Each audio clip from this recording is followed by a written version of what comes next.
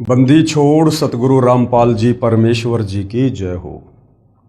परमपिता परमात्मा सारी सृष्टि के रचनहार कुल मालिक असंख्य ब्रह्मांडों के स्वामी जगत गुरु तीनों लोकों में प्रवेश करके सबका धारण पोषण करने वाले राजाधिराज आत्माधार नाथों के नाथ देवों के देव महादेव सर्वेश्वर महेश्वर मृत्युंजय अजरो अमर आदि अनादि सनातनी प्रभु जगत पिता जगदीश्वर श्री श्री 1008 की उपाधि के वास्तविक अधिकारी अकाल मूर्त शब्द स्वरूपी राम वासुदेव सर्वगतम ब्रह्म परम पूज्य प्रथम पूज्य परम संत परम पुरुष परम धनी परम दयालु सत्य कबीर हक्का कबीर अल्लाहु कबीर अल्लाहु अकबर बाखबर अल्लाह ताला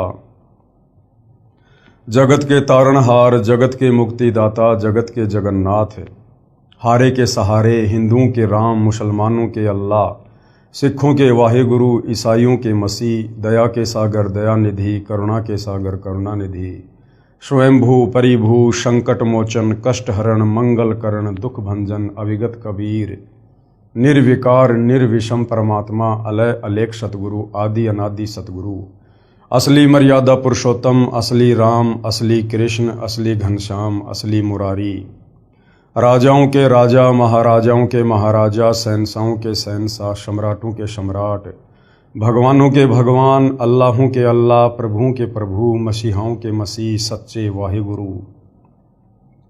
बाबाओं के बाबा पीरों के पीर सेठों के सेठ जगत सेठ सावड़सा सेठ सर्वगुण संपन्न अनंत कोटि कलाओं के स्वामी अनंत कोटि ब्रह्मांडों के नायक योगियों में महायोगी ध्यानियों में महाध्यानी सिद्धों में परम सिद्ध ज्ञानियों में तत्व ज्ञानी ब्रह्म ज्ञानी महाज्ञानी परम ज्ञानी सर्वश्रेष्ठ ज्ञानी विज्ञानी युवा कबीर समर्थ कबीर असमवात अमित ओजा सच्चे रहनुमा करीम अल्लाह सुभान अल्लाह दुनिया के अंतिम पैगंबर 8 सितंबर 1951 से गांव धनाना जिला सोनीपत हरियाणा भारतवर्ष की पावन भूमि पे प्रकट रियल कल्कि भगवान श्री नारायण साकार हरि श्री बाबा साहेब नूर अनंत परमात्मा सच्चे दरवेश सच्चे बाखबर संत श्रोमणी सतगुरु रामपाल जी परमेश्वर जी के चरण कमल में आप और हम सभी भाई बहनों का अनंत कोटि दंडवत प्रणाम।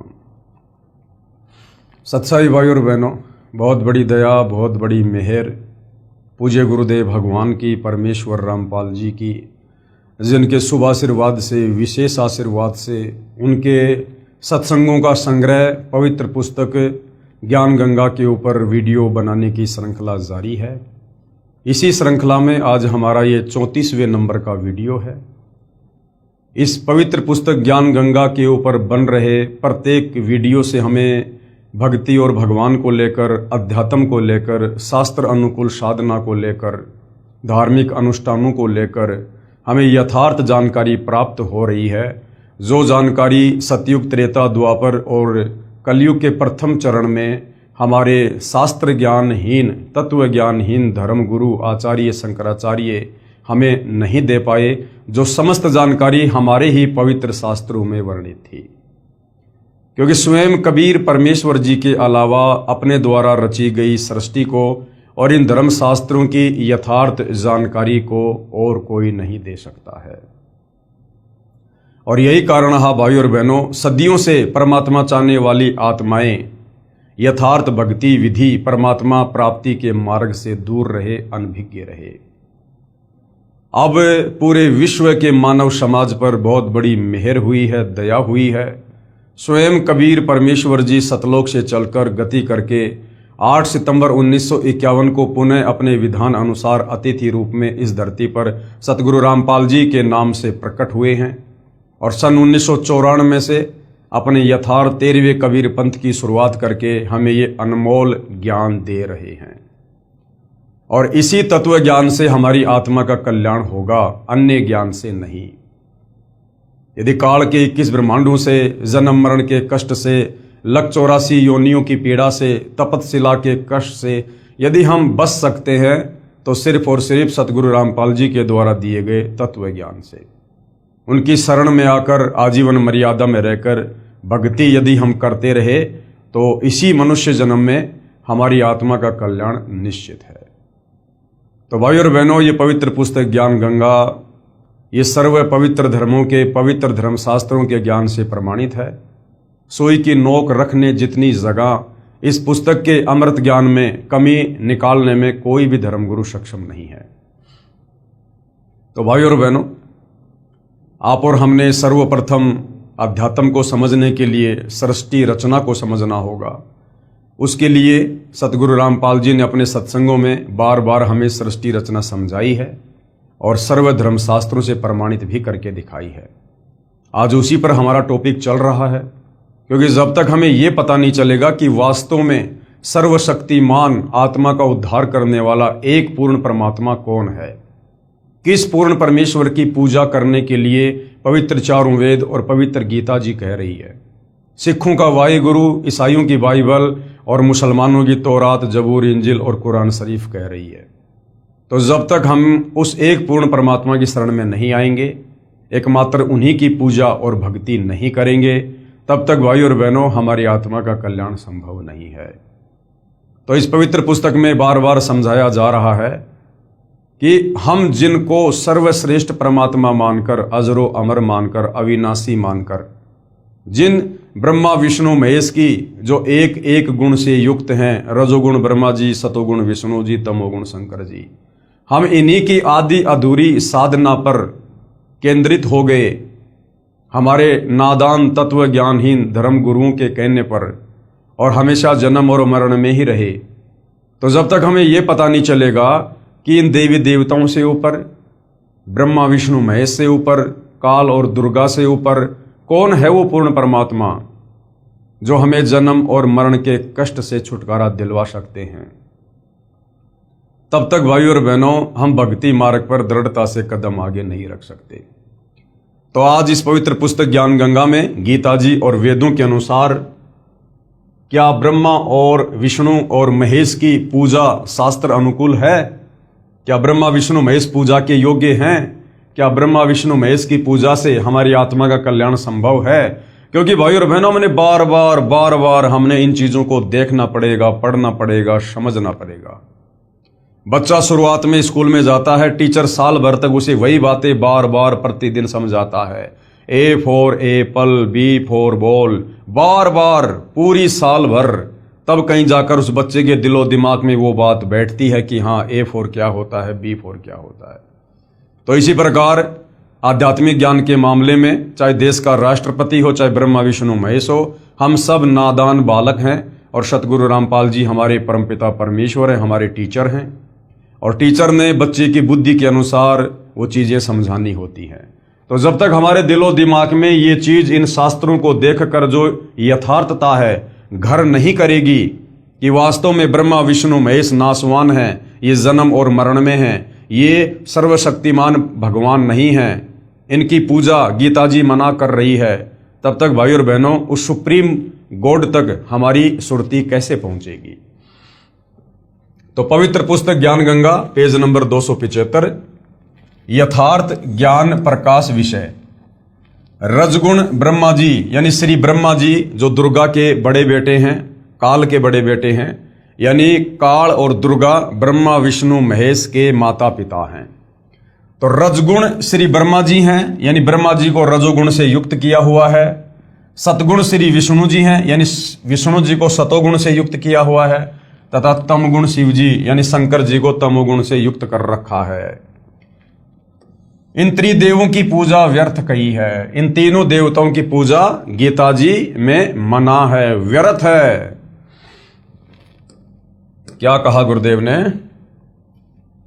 यही गीता ज्ञान दाता प्रभु कौन? ये काल ब्रह्मा विष्णु महेश का पिता जो श्री कृष्ण जी में प्रेतवत प्रवेश करके महाभारत युद्ध के दौरान अर्जुन को गीता जी का ज्ञान बता रहा है।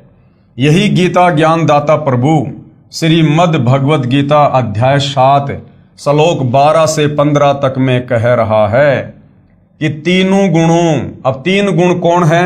हम मार्कंडे पुराण से, देवी भागवत से हम क्लियर कर चुके हैं, समझ चुके हैं कि 3 गुण हैं, रजगुण, सतगुण, तमगुण।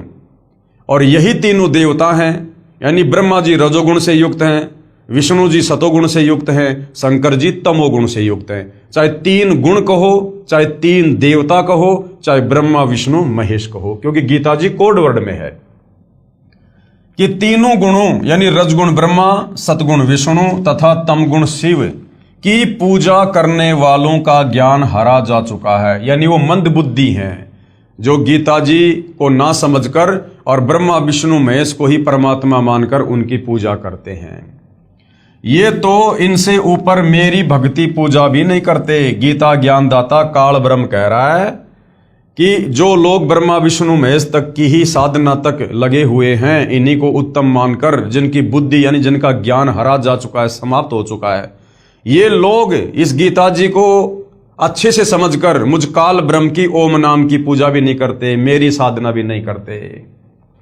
तीनों भगवानों यानी ब्रह्मा विष्णु शिव तक की साधना करने वाले राक्षस स्वभाव को धारण किए हुए, जैसे आपको रावण का उदाहरण दिया, हिरण्यकश्यप का उदाहरण दिया, आपको कंस का उदाहरण दिया, यानी ब्रह्मा विष्णु महेश तक की साधना करने वालों को राक्षस स्वभाव को धारण किए हुए मनुष्यों में नीच, यानी जो व्यक्ति शास्त्र अनुकूल साधना नहीं करता वो नीच की श्रेणी में है, वो अपराधी है परमात्मा का।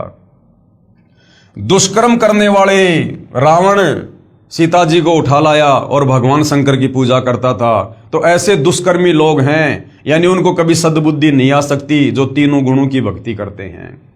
दुष्कर्म करने वाले मूर्ख इन तीनों से ऊपर यानी ब्रह्मा विष्णु महेश की भक्ति से ऊपर मुझ ब्रह्म की पूजा भी नहीं करते।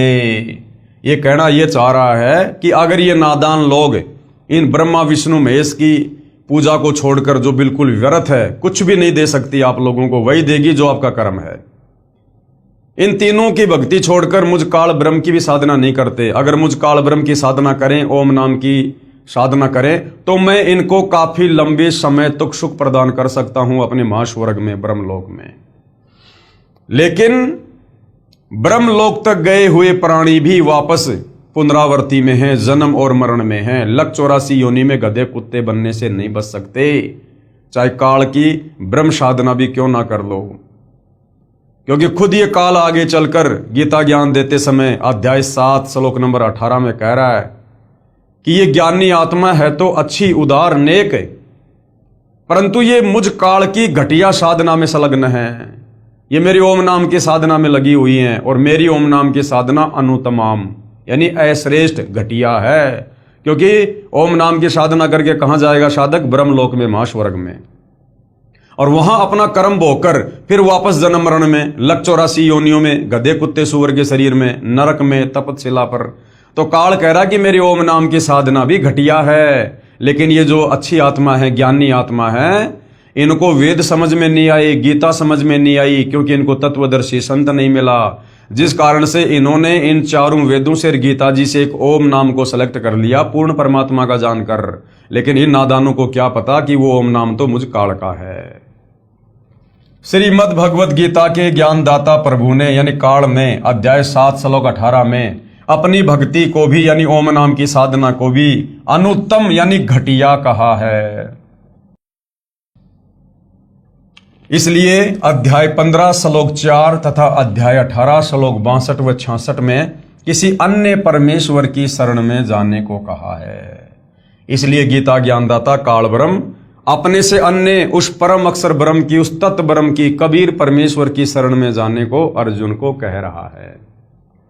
जिस समय गीता जी का ज्ञान बोला जा रहा था, उससे पहले न तो 18 पुराण थे और न ही कोई 11 उपनिषद व 6 शास्त्र ही थे, जो बाद में ऋषियों ने अपने अपने अनुभव की पुस्तकें रची है। उस समय केवल पवित्र चारों वेद ही रूप में प्रमाणित थे और उन्हीं पवित्र चारों वेदों का सारांश पवित्र गीता जी में वर्णित है। अब आगे परमेश्वर हमें क्या समझाना चाह रहे हैं कि पुण्यात्माओं, परमात्मा की भक्ति से और भक्ति से जो लाभ होते हैं, उससे मानव समाज, भगत समाज क्यों दूर बैठा रहा? क्योंकि हमें ज्ञान कौन समझाता?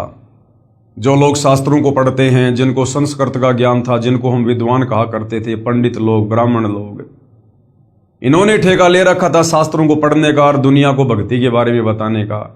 और ये स्वयं तत्व ज्ञानहीन थे। इनको संस्कृत भाषा का ज्ञान जरूर था, लेकिन ये शास्त्रों के सार को नहीं समझ पाए, क्योंकि शास्त्रों के सार को किसी भाषा से नहीं बल्कि तत्व ज्ञान से समझा जाएगा। अब जैसे भाई और बहनों, आज आप और हम जितने भी सतगुरु रामपाल जी के फॉलोवर हैं, 1-2% को छोड़कर किसी को भी संस्कृत भाषा नहीं आती है, किसी को भी संस्कृत की ABCD का नहीं पता। लेकिन उसके बावजूद भी हमने सतगुरु रामपाल जी से तत्व ज्ञान लेकर इन तमाम धर्मों के तमाम धर्मशास्त्रों के गूढ़ रहस्यों को समझ लिया है, जो ये संस्कृत के विद्वान भी नहीं समझ पाए, मनु जैसे, ब्रह्मा विष्णु महेश भी नहीं समझ पाए।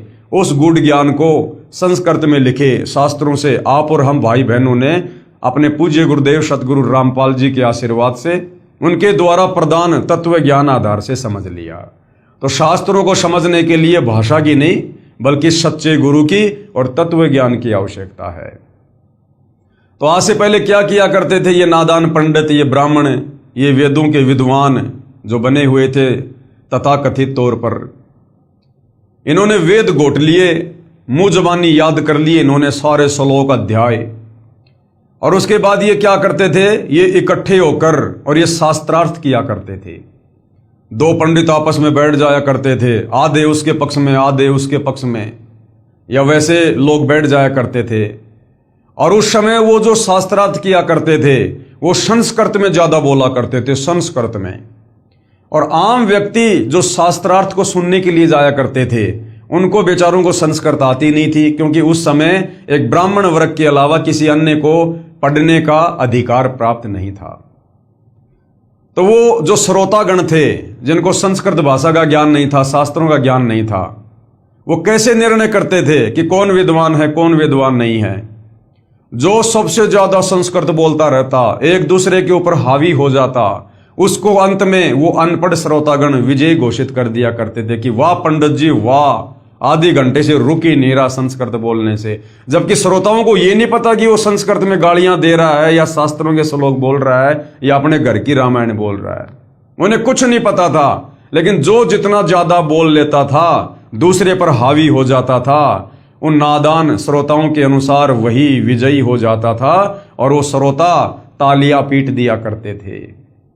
तो इस कारण से भाई और बहनों, ये तथाकथित धर्म गुरु समाज में विद्वान बने रहे और इन शास्त्रों का ज्ञान ना होने के चलते आप और हम भाई बहन मूर्ख बने रहे। अब परमेश्वर रामपाल जी ने आकर दया की है। इस कलयुग की बिचली पीढ़ी का समय परमेश्वर ने पहले से भक्ति युग निर्धारित किया, आप और हमें शिक्षा दी, ये वैज्ञानिक उपकरण दिए, सर्व धर्मशास्त्रों को आज परमात्मा ने सुलभ करवाया, इनको प्रिंट करवाया, जगह जगह गांव गांव नगर में पहुंचाया। साथ में परमेश्वर ने संस्कृत से सभी भाषाओं में ट्रांसलेट करवाया, अनुवाद करवाया, ताकि आम व्यक्ति आसानी से इनको पढ़ सके। साथ में परमेश्वर ने टीवी, कंप्यूटर, मोबाइल दे दिए ताकि अपने मोबाइल में जब चाहे जिस अध्याय को, जिस श्लोक को, जिस भाषा में पढ़ सके। ऐसी सुविधा परमेश्वर ने आप और हमारी आत्मा के कल्याण के लिए सुलभ करवाई जो असंभव थी। तो क्या कहते हैं गुरुदेव, शास्त्रार्थ ने परमेश्वर के तत्व ज्ञान को उलझाया। इस शास्त्रार्थ ने अर्थात ज्ञान चर्चा ने कब, परमेश्वर सतगुरु रामपाल जी के धरती पर आने से पहले जो ये ज्ञान चर्चा हुआ करती थी इन संस्कृत के विद्वानों की, इस शास्त्रार्थ ने, उस प्रकार की ज्ञान चर्चा ने केवल परमेश्वर के ज्ञान को, इन शास्त्रों के ज्ञान को उलझाया है, सुलझाया नहीं है। शास्त्रार्थ कैसे होता था, यानी ज्ञान चर्चा कैसे हुआ करती थी?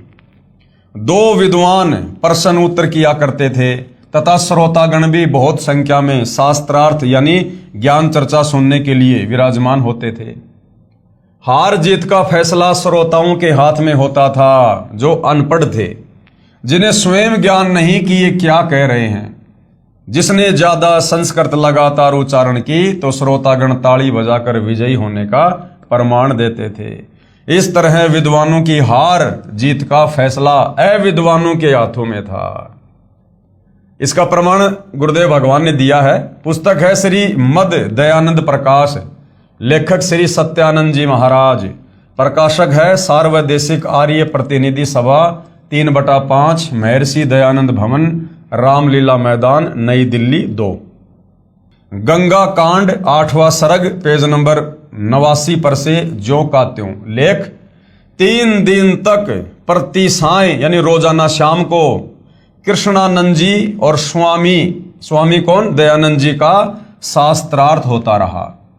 एक दिन शास्त्रार्थ के समय किसी ने कृष्णानंद जी से साकारवाद का अवलंबन किया और इसी पर शास्त्रार्थ चलाया।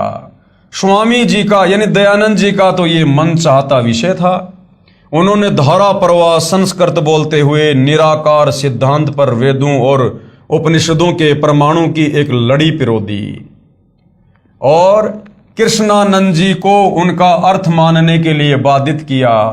कृष्णानंद कोई प्रमाण ना दे सका, केवल गीता का ये श्लोक यदा यदा ही धर्मस्य ग्लानि भवति भारत लोगों की ओर मुंह करके पढ़ने लगा।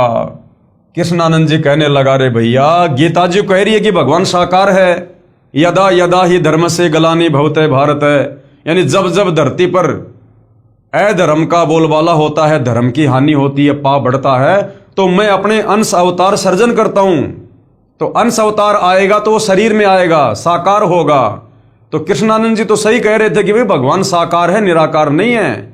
लेकिन दयानंद जी ने दोहरा प्रवाह संस्कृत बोलकर और भगवान को जबरदस्ती निराकार साबित कर दिया।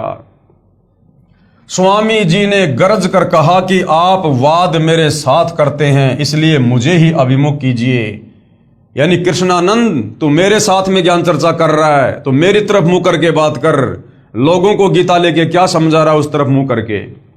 परंतु उसके तो विचार ही उखड़ गए थे, वह चौकड़ी ही भूल चुका था। अब बेचारा कृष्णानंद क्या करे, जनता ने ताली पीट दी दयानंद जी के लिए। धारा प्रवाह संस्कृत बोल रहा था, सत्य होते हुए बेचारा क्या करे, चुप हो गया। मुख में झाग आ गए, गले में घिग्गी बंध गई, चेहरा फीका पड़ गया, किसी प्रकार लाज रह जाए। इससे उसने तर्क शास्त्र की शरण लेकर स्वामी जी को कहा कि अच्छा लक्षण का लक्षण बताइए। स्वामी जी ने उत्तर दिया कि जैसे कारण का कारण नहीं वैसे ही लक्षण का लक्षण भी नहीं। अब इनको तो उआबाई बकने में दयानंद जी को महारत हासिल था, महारत सिकली सुनाने में। इसलिए उन्होंने श्री कृष्णानंद जी को चुप कर दिया। लोगों ने अपनी हंसी से कृष्णानंद जी की हार प्रकाशित कर दी और वह घबराकर वहां से चलता बना। अब बताओ, गीता जी के अनुसार बेचारा बात कर रहा था कृष्णानंद और उआबाई दयानंद जी बक रहे थे, लेकिन सामने जो जनता बैठी थी अनपढ़, बस दयानंद जी की धारा प्रवाह संस्कृत के सामने और उस गीता जी के अनुसार बात करने वाले कृष्णानंद जी को पराजित घोषित कर दिया। उपरोक्त लेख में स्पष्ट है कि विद्वानों की हार जीत का निर्णय अविद्वान करते थे। स्वामी दयानंद जी ने, हालांकि ये हमारे लिए स्वामी नहीं है, लेकिन लेख के अनुसार दास बोल रहा है, हमारे स्वामी वर्तमान में सतगुरु रामपाल जी हैं, क्योंकि हम पतिव्रता पद पर हैं। श्री दयानंद जी ने लगातार संस्कृत बोल दी, श्रोताओं ने हंसी कर दी तथा महर्षि दयानंद जी को विजेता घोषित कर दिया। हालांकि हम दयानंद जी के नाम से पहले महर्षि शब्द भी नहीं लगा सकते अब, क्योंकि अब हमें तत्व ज्ञान से पता चल गया, गुरुदेव ने बता दिया कि वास्तव में महर्षि कौन होता है। यानी भगतों में सर्वश्रेष्ठ भगत उसको महर्षि कहते हैं। पहले भगत को ऋषि कहा करते थे, ऋषि यानी भगत। और उन ऋषियों में जो सबसे अच्छा होता था, ज्ञानी होता था, नियम और मर्यादा में होता था, उसको महर्षि कहा करते थे। तो वर्तमान में भाई और बहनों, यदि कोई धरती पर महर्षि है या पहले भी कोई महर्षि था तो कबीर परमात्मा जी थे। आज वर्तमान में वे कबीर परमात्मा सतगुरु रामपाल जी के नाम से धरती पर प्रकट हैं। तो भक्तों में सर्वश्रेष्ठ भगत की भूमिका भी 17 फरवरी 1988 से सन 1994 तक आदरणीय रामदेवानंद जी को मुंह बोला गुरु बनाकर सतगुरु रामपाल जी ने ही निभाई है। परंतु दयानंद जी के नाम से पहले महर्षि शब्द अज्ञानी लोगों ने पका दिया। महर्षि दयानंद जी को विजेता घोषित कर दिया तथा परमात्मा निराकार मान लिया, जबकि यजुर्वेद अध्याय 1 मंत्र 15 तथा यजुर्वेद अध्याय 5 मंत्र 1 में साफ है कि परमात्मा सहशरीर है तथा साकार है। अग्ने तनुर असि विष्णवे तवा सोमस्य तनुर असि। श्री दयानंद जी संस्कृत भाषा में प्रवचन करते थे। इसका प्रमाण है सत्यार्थ प्रकाश की भूमिका पेज नंबर 8 पर। श्री दयानंद जी ने कहा है कि पहली बार सत्यार्थ प्रकाश छपा था, उस समय मुझे हिंदी अच्छी तरह नहीं आती थी, क्योंकि बचपन से ही सन 1882 संवत 1939 तक संस्कृत में भाषण करता रहा। इससे सिद्ध हुआ कि श्री दयानंद जी संस्कृत भाषा में शास्त्रार्थ करते थे। संवत 1939 यानी 1882 में सत्यार्थ प्रकाश को दोबारा छपवाने के 1 वर्ष बाद सन 1883 में श्री दयानंद जी का निधन हो गया। स्पष्ट हुआ कि निधन के 1 वर्ष पूर्व ही श्री दयानंद जी ने हिंदी भाषा को जाना। इससे पहले संस्कृत में प्रवचन यानी व्याख्यान करते थे। अब देखो भाई और बहनों, जैसे वर्तमान में जो लोग बहुत अच्छी इंग्लिश बोलते हैं, फटाफट अंग्रेजी बोलते हैं, उनको लोग क्या समझते हैं कि ये तो विद्वान है, बहुत तगड़ा शिक्षित आदमी है। ऐसे ही भाई और बहनों, पहले के समय में जो संस्कृत ज्यादा बोलता था उसको विद्वान माना जाता था। अब वो ना तो वो संस्कृत भाषा जानने वाला विद्वान था और ना आज वर्तमान में अंग्रेजी भाषा को जानने वाला विद्वान है। हाँ, यदि संस्कृत के साथ साथ उसको तत्व ज्ञान है, वो तत्वदर्शी संत की शरण में है, तो वो भगत होकर भी विद्वान है। और वर्तमान में जिसको अंग्रेजी बहुत अच्छी आती है और यदि वो तत्वदर्शी सतगुरु रामपाल जी की शरण में नहीं है, उसको तत्व ज्ञान नहीं है, शास्त्रों का यथार्थ ज्ञान नहीं है, तो वो कोई विद्वान नहीं है, वो केवल एक भाषा विशेष का जानकार है, इससे ज्यादा कुछ भी नहीं है। श्रोतागण संस्कृत से अपरिचित होते थे और वे ही विद्वानों की हार जीत का फैसला किया करते थे। अब ये दासों का भी दास यानी स्वयं को सतगुरु रामपाल जी का अधीन भाव में दर्शाते हुए आप और हमें शिक्षा देते हुए कह रहे हैं कि अब ये दासों का भी दास रामपाल दास चाहता है कि सभी पवित्र धर्मों की परमात्मा चाहने वाली पुण्यात्माएं तत्व ज्ञान से परिचित हो जाएं, तब स्वयं लाल व लालड़ी की परख यानी पहचान कर लिया करेंगे। अब गुरुदेव चाहते हैं कि बच्चों, मैं तुम्हें इन धर्मशास्त्रों से परिचित करवा दूं, सृष्टि रचना समझा दूं, और अब तुम खुद ही इन शास्त्रों को पढ़कर जो हर भाषा में अनुवादित हैं, तुम खुद फैसला कर लो कि कौन विद्वान था और कौन विद्वान है, कौन तत्व ज्ञानहीन था और कौन तत्व ज्ञान युक्त है। हम स्वयं ही लाल और लालड़ी की यानी ज्ञान और अज्ञान की पहचान कर लें।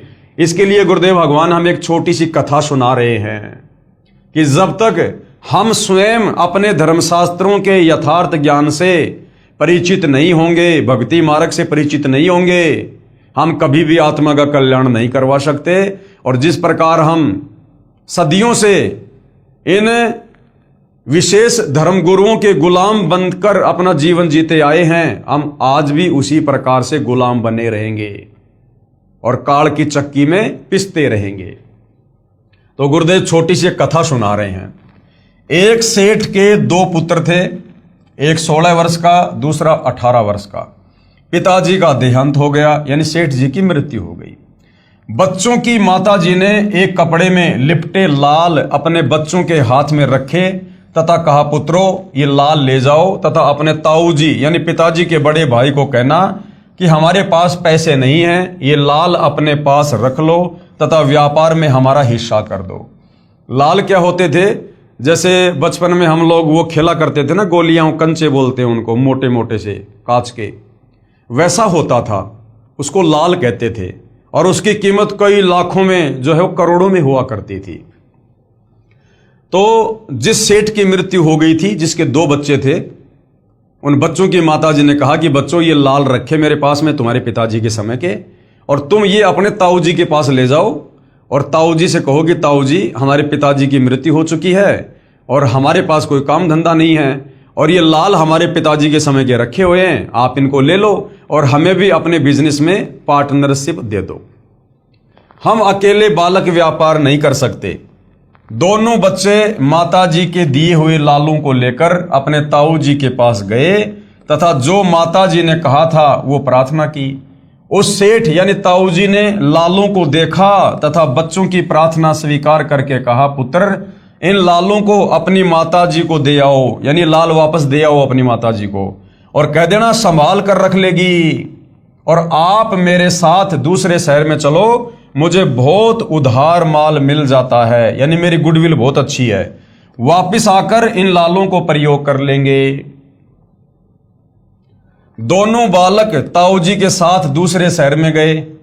एक दिन ताऊ जी ने एक लाल बच्चों को दिया तथा कहा, पुत्रो ये लाल है, इसे उस सेठ को देकर आना जिससे कल 50,000 का माल उधार लिया था, तथा कहना कि ये लाल रख लो, हम वापस आकर आपका ऋण चुका देंगे तथा अपना लाल वापस ले लेंगे। दोनों बच्चों ने सेठ को उपरोक्त विवरण कहा। तब सेठ ने एक जोरी बुलाया।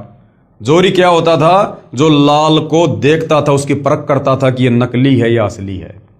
तो सेठ ने एक जोरी बुलाया।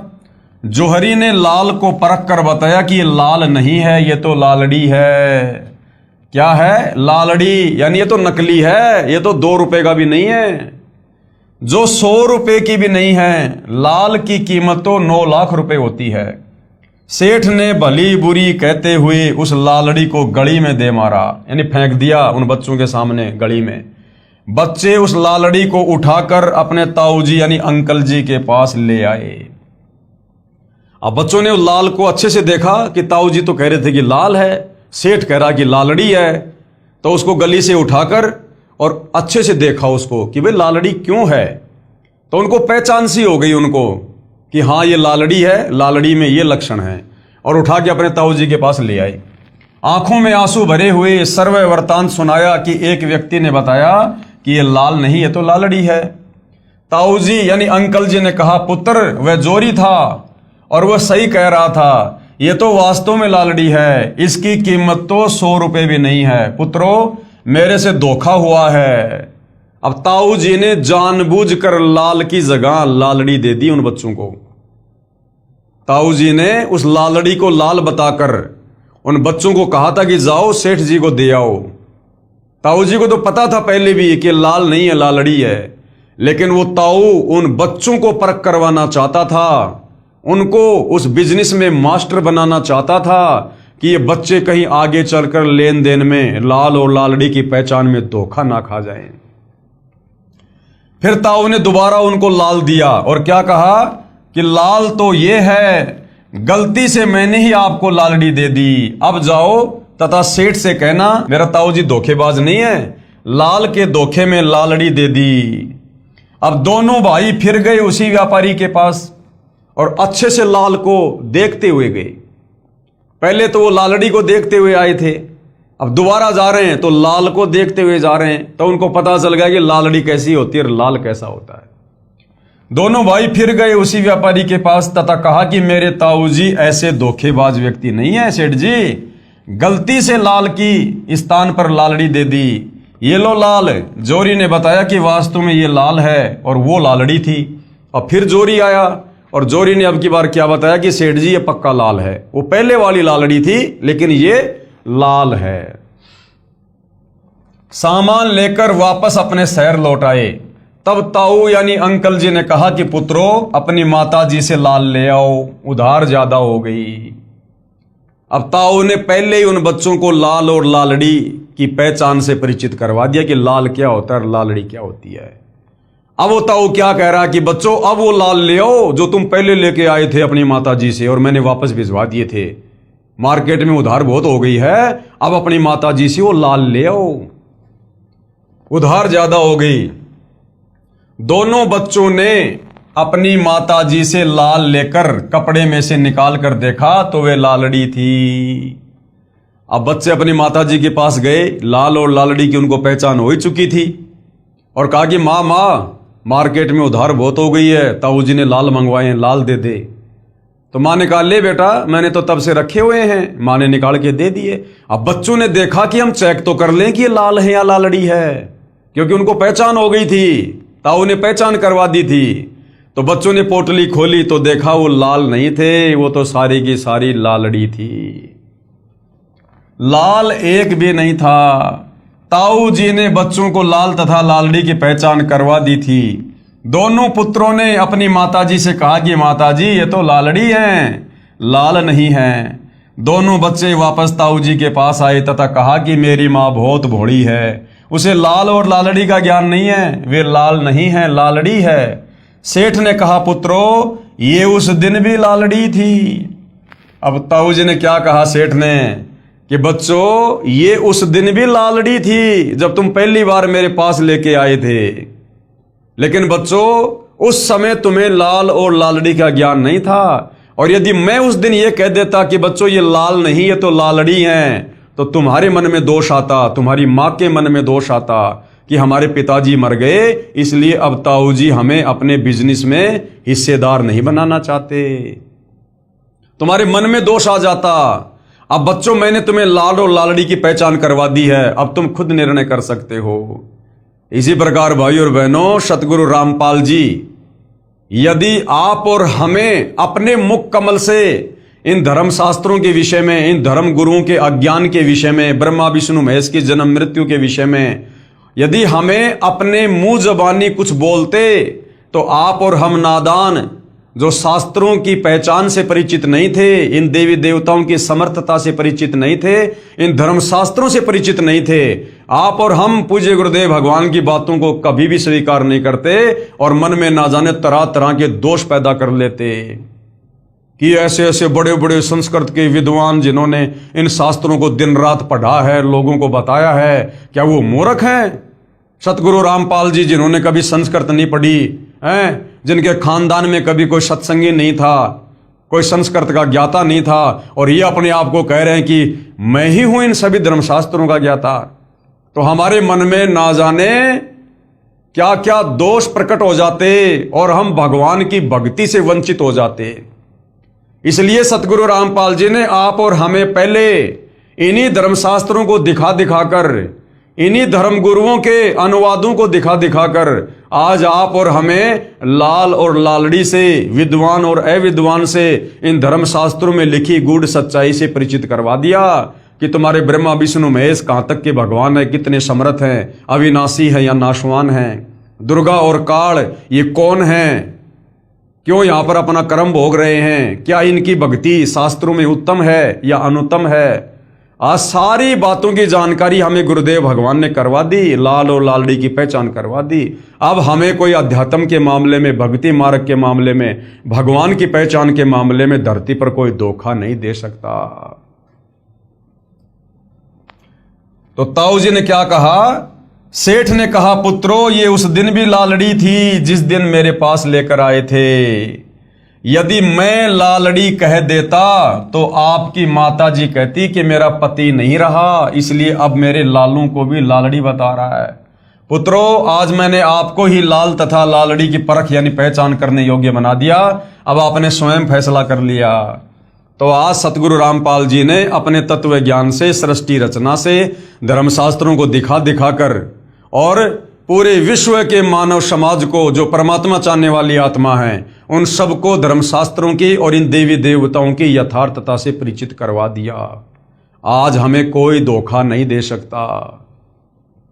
विशेष इसी प्रकार आज ये दास, यानी सतगुरु रामपाल जी स्वयं के लिए कह रहे हैं, इसी प्रकार आज ये दास यही चाहता है कि तत्व ज्ञान को जन जन तक पहुंचाऊं तथा शास्त्रों के प्रमाण देखकर आप स्वयं परख यानी पहचान करने योग्य होकर संत असंत को पहचान सको कि वास्तव में धरती पर पूर्ण संत कौन है, या ये बड़े बड़े संस्कृत बोलने वाले विद्वान गले में ये रुद्राक्ष की माला पहन के, लंबा लंबा चोटा, लंबी लंबी दाढ़ी, मूछ या गेरवा, लाल पीला सफेद कपड़ा पहनकर जो धूणे लगाकर बड़े बड़े आश्रम खोलकर बैठे हैं आचार्य शंकराचार्य मंडलेश्वर, क्या ये संत हैं? तो आज सतगुरु रामपाल जी ने हमें क्लियर कर दिया, कति साफ कर दिया उन्होंने अध्यात्म को। मन में कोई शंका नहीं हो सकती यदि आप उनके सत्संग कुछ दिन अच्छे से सुन लोगे, रुचि लेकर, निष्पक्ष होकर। शास्त्रार्थ यानी ज्ञान चर्चा विद्वान किया करते थे तथा हार जीत का फैसला अविद्वानों के हाथों में था। ये दास यानी गुरुदेव अपने लिए कह रहे हैं, ये दास चाहता है कि पहले प्रभु प्रेमी पुण्यात्माएं शास्त्रों को समझें, फिर स्वयं जान जाएंगे कि ये संत व महर्षि जी क्या पढ़ाई पढ़ा रहे हैं। अब 650 साल पहले भाई और बहनों, जब कबीर परमेश्वर जी बनारस के काशी में लहरतारा तालाब पर सतलोक से चलकर शिशु रूप में कमल के विकसित फूल पे प्रकट हुए थे और 120 साल तक कबीर परमेश्वर जी ने सन 1398 से 1518 तक एक मनुष्य रूप में उन्होंने लीला की, अपने तत्व ज्ञान को जन जन तक पहुंचाया। लेकिन उस समय के ये जो अविद्वान थे और भोली भाली जनता की नजरों में जो विद्वान बने हुए थे संस्कृत भाषा का ज्ञान होने के चलते, इन्होंने कबीर परमेश्वर जी के सतज्ञान को अपने अज्ञान के माध्यम से ऊपर नहीं आने दिया। अब भाइयों और बहनों, ऐसी भी बात नहीं है कि कबीर परमात्मा कोई कमजोर थे या कबीर परमात्मा के ज्ञान को ये काल प्रेरित ये साधु संत महात्मा आचार्य शंकराचार्य ये दबाने में सक्षम थे। नहीं, 650 साल पहले आकर कबीर परमेश्वर जी ने कुछ उदाहरण पेश करने थे। 650 साल पहले का समय मोक्ष का प्राइम टाइम नहीं था, इसलिए परमात्मा ने अपनी शक्ति का प्रयोग नहीं करना था। केवल परमेश्वर ने एक उदाहरण पेश करके जाना था बस, कि जो ज्ञान उन्होंने 650 साल पहले दिया एक अनपढ़ की भूमिका करते हुए, आज वही ज्ञान सर्वधर्मों के सर्वधर्मशास्त्र व्याख्यान कर रहे हैं, समर्थन दे रहे हैं कि हां, कबीर परमेश्वर जी ने 650 साल पहले जो ज्ञान दिया था अपनी कबीर वाणी में, आज सभी धर्मों के सभी धर्मशास्त्र उसी ज्ञान का समर्थन कर रहे हैं। हमारे धर्मशास्त्रों में वो बातें जो कि त्यों लिखी है भक्ति और भगवान के विषय में। तो 650 साल पहले कबीर परमेश्वर जी एक अनपढ़ व्यक्ति की भूमिका कर रहे थे, अनपढ़ संत की भूमिका में थे। हालांकि उन्हें कोई संत नहीं माना करता था, लेकिन वो तो कबीर परमेश्वर जी की पावर थी, उनके ज्ञान की पावर थी, जो मजबूरन लोगों ने मानना पड़ा।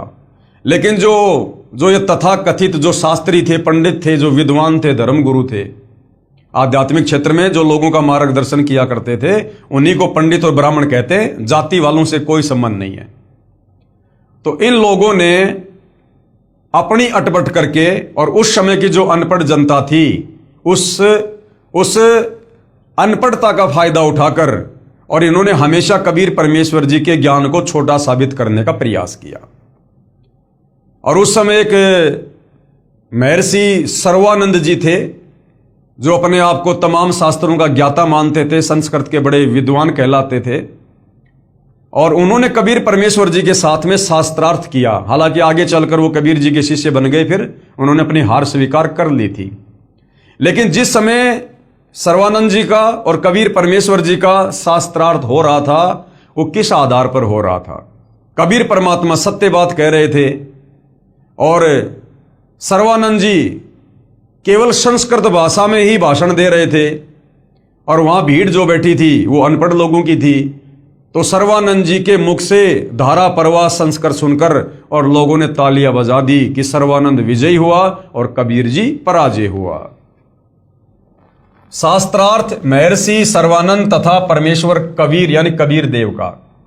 एक सर्वानंद नाम के महर्षि थे, उनकी पूज्य माता श्रीमती शारदा देवी पाप कर्म फल से पीड़ित थी। अब बेटा तो महर्षि पकड़ा है, सारे शास्त्रों का विद्वान है, भक्ति और भगवान का अपने से बड़ा किसी को जानकार नहीं समझ रहा, और उसकी माता खुद अपने पाप कर्म के चलते 3 ताप का कष्ट भोग रही थी, शारीरिक पीड़ा से दुखी थी। उसने सर्व पूजाएं व जंत्र मंत्र कष्ट निवारण के लिए वर्षों किए, शारीरिक पीड़ा निवारण के लिए वैद्यों की दवाइयां भी खाई, परंतु कोई राहत नहीं मिली। उस समय के महर्षियों से उपदेश भी प्राप्त किया, परंतु सर्व महर्षियों ने कहा कि बेटी शारदा, ये आपका पाप कर्म दंड प्रारब्ध कर्म का है, यानी तेरे भाग्य में लिखा हुआ है और ये माफ नहीं हो सकता।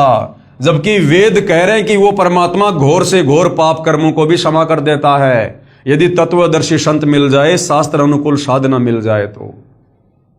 और वो पंडित जी कहा करते थे कि ये तो तेरे भाग्य में लिखा हुआ, ये तो तेरे कर्म दंड प्रारब्ध का भोग है और ये क्षमा नहीं हो सकता, ये तो भोगना ही पड़ता है।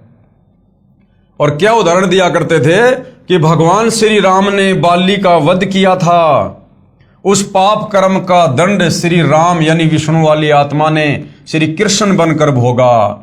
श्री बाली वाली आत्मा शिकारी बनी, जिसने श्री कृष्ण जी के पैर में जहरीला तीर मारकर वध किया। तो शारदा, तेरे को भी भोगना ही पड़ेगा। इस प्रकार गुरुजी व महंतों व संतों ऋषियों के विचार सुनकर दुखी मन से भगतमती शारदा अपना प्रारब्ध यानी पाप कर्म का कष्ट रो रो कर भोग रही थी।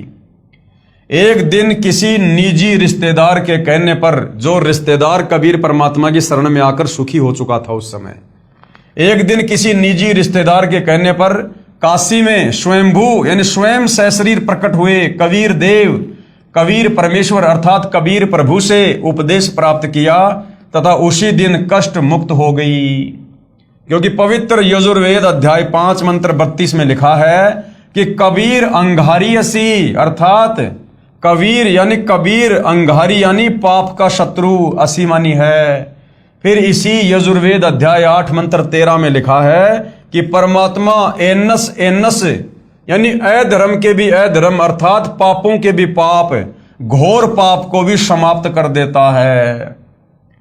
प्रभु कबीर देव यानी कबीर परमेश्वर ने कहा, बेटी शारदा, ये सुख आपके भाग्य में नहीं था, मैंने अपने कोटे से प्रदान किया है, अपनी समर्थता से मैंने तेरे को सुखी किया है।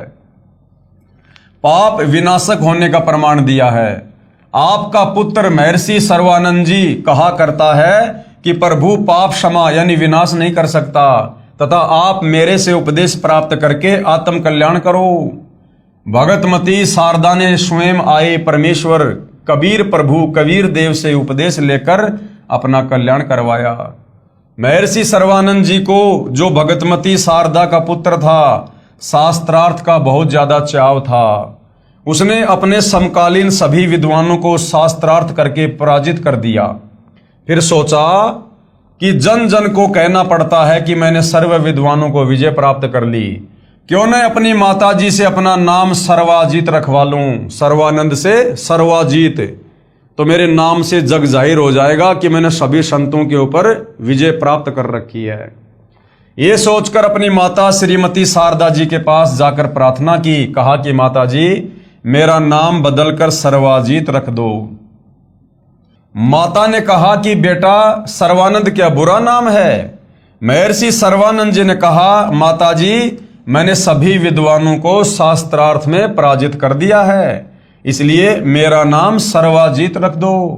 माता जी ने कहा कि बेटा, एक विद्वान मेरे गुरु महाराज कबीर देव यानी कबीर प्रभु को भी पराजित कर दे, फिर अपने बेटे का नाम आते ही सर्वाजीत रख दूंगी। माता के ये वचन सुनकर श्री सर्वानंद पहले तो हंसा, फिर कहा, माता जी आप भी भोली हो, वो जुलाहा धाणक कबीर तो अशिक्षित है, उसको क्या पराजित करना, अभी गया अभी आया। महर्षि सर्वानंद जी सर्व शास्त्रों को एक बैल पर रखकर कबीर देव कबीर परमेश्वर की झोपड़ी के सामने गया। परमेश्वर कबीर जी की धर्म की बेटी कमाली कुएं पर मिली। फिर द्वार पर आकर कहा, आओ महर्षि जी, यही है परमपिता कबीर का घर। श्री सर्वानंद जी ने लड़की कमाली से अपना लोटा पानी से इतना भरवाया कि यदि जरा सा जल और डाले तो बाहर निकल जाए, तथा कहा कि बेटी, ये लोटा धीरे धीरे ले जाकर कबीर को दे दे, तथा जो उत्तर दे वह मुझे बताना। लड़की कमाली द्वारा लाए लोटे में परमेश्वर कबीर यानी कबीर देव जी ने एक कपड़े सीलने वाली बड़ी सुई डाल दी, मोटी सुई। कुछ जल लोटे से बाहर निकलकर पृथ्वी पर गिर गया, तथा कहा, पुत्री, ये लोटा श्री सर्वानंद जी को लौटा दो। लोटा वापस लेकर आई लड़की कमाली से सर्वानंद जी ने पूछा कि क्या उत्तर दिया कबीर ने। कमाली प्रभु द्वारा सुई डालने का वृतांत सुनाया। तब महर्षि सर्वानंद जी ने परम पूज्य कबीर परमेश्वर अर्थात कबीर देव से पूछा कि आपने मेरे प्रश्न का क्या उत्तर दिया। प्रभु कबीर जी ने पूछा कि आपने क्या प्रश्न किया था भाई। श्री सर्वानंद महर्षि जी ने कहा, मैंने सभी विद्वानों को शास्त्रार्थ में पराजित कर दिया है। मैंने अपनी माता जी से प्रार्थना की थी कि मेरा नाम सर्वाजीत रख दो। मेरी माता जी ने आपको पराजित करने के पश्चात मेरा नाम परिवर्तन करने को कहा है। आपके पास लोटे को पूर्ण रूपेण जल से भरकर भेजने का तात्पर्य है कि मैं ज्ञान से ऐसे परिपूर्ण हूं जैसे लोटा जल से, इसमें और जल नहीं समाएगा। अर्थात तेरा ज्ञान मेरे ऊपर कोई काम नहीं करेगा, कोई असर नहीं करेगा कबीर, इसलिए तू मेरे से ज्ञान चर्चा करने की सोच भी मत। इसमें और जल नहीं समाएगा। वह बाहर ही गिरेगा। अर्थात मेरे साथ ज्ञान चर्चा करने से कोई लाभ नहीं होगा, सीधे सीधे अपनी हार स्वीकार कर ले। आपका ज्ञान मेरे अंदर नहीं समाएगा, व्यर्थ ही थूक मत होगे, इसलिए हार लिख दो, इसी में आपका हित है। पूज्य कबीर परमेश्वर कबीर देव ने कहा कि आपके जल से परिपूर्ण लोटे में लोहे की सुई डालने का अभिप्राय है कि मेरा ज्ञान यानी तत्व ज्ञान इतना भारी यानी सत्य है कि जैसे सुई लोटे के जल को बाहर निकालती हुई नीचे जाकर रुकी, इसी प्रकार मेरा तत्व ज्ञान आपके असत्य ज्ञान यानी लोक वेद को निकालकर आपके हृदय में समा जाएगा। महर्षि सर्वानंद जी ने कहा प्रश्न करो, और वहां पर सारे जुलाई इकट्ठे हो गए। ओहो, आज तो पंडित जी आ गए हो। अब उस समय गुरुदेव ने बताया कोई पंडित अगर इस प्रकार से अगर शूद्रों की कॉलोनी में आ जाता था तो ऐसे इकट्ठे होकर देखते थे जैसे गांव में कोई हाथी आ गया हो, क्योंकि बहुत ज्यादा छुआछात किया करते थे, 10 कदम दूर हटके चला करते थे, जिनको आज वर्तमान में नादानी के चलते हम शूद्र जाति का नाम देते हैं। महर्षि सर्वानंद जी ने कहा प्रश्न करो, एक बहुचर्चित विद्वान को जुलाहू धानकों के मोहल्ले कॉलोनी में आया देखकर आसपास के भोले भाले अशिक्षित जुलाहे शास्त्रार्थ सुनने के लिए एकत्रित हो गए। पूज्य कबीर देव जी ने प्रश्न किया। अब परमात्मा तो सबसे वही प्रश्न किया करते थे सीधी भाषा में, ताकि सुनने वालों को भी समझ में आ जाए बात कि कौन ब्रह्मा का पिता है और कौन विष्णु की माँ और शंकर का दादा कौन है, सर्वानंद दे बता। उत्तर महर्षि सर्वानंद जी का। अब उसने तो वो शिकली सुनानी शुरू कर दी, रटी रटाई बात। श्री ब्रह्मा जी रजोगुण हैं तथा श्री विष्णु जी सतगुण युक्त हैं तथा श्री शिव जी तमोगुण युक्त हैं। ये तीनों अजर अमर अर्थात अविनाशी हैं, सर्वेश्वर महेश्वर मृत्युंजय हैं। इनके माता पिता कोई नहीं, आप अज्ञानी हो। अब भाई और बहनों ध्यान देना, क्योंकि तत्व ज्ञान है, हमें अपने गुरुदेव भगवान की लेखनी भी ऑटोमेटिक समझ में आ जाएगी। तो यहां पर पूज्य गुरुदेव भगवान सतगुरु रामपाल जी ने सर्वानंद की ओर से जो उस समय उसने बोला था, जो हमें यहां लिखकर बताया, सर्वानंद ने कहा कि श्री ब्रह्मा जी तो रजोगुण हैं तथा श्री विष्णु जी सतगुण युक्त हैं तथा शिव जी तमोगुण युक्त हैं।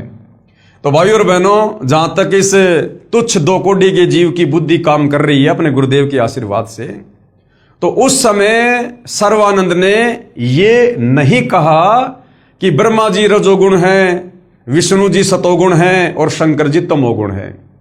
अब ये बातें तो भाई और बहनों बार बार आप और हमारे दिलो दिमाग में डालने के लिए, ताकि हमें ब्रह्मा विष्णु महेश की वास्तविक स्थिति का ज्ञान हो, ताकि हम गीता जी अध्याय 7 श्लोक नंबर 12 से 15 को समझकर और इन देवी देवताओं की असमर्थता से परिचित हो सकें, इन शास्त्रों को समझ सकें कि वास्तव में 3 गुण क्या हैं और ये तीनों देवता एक एक गुण युक्त हैं।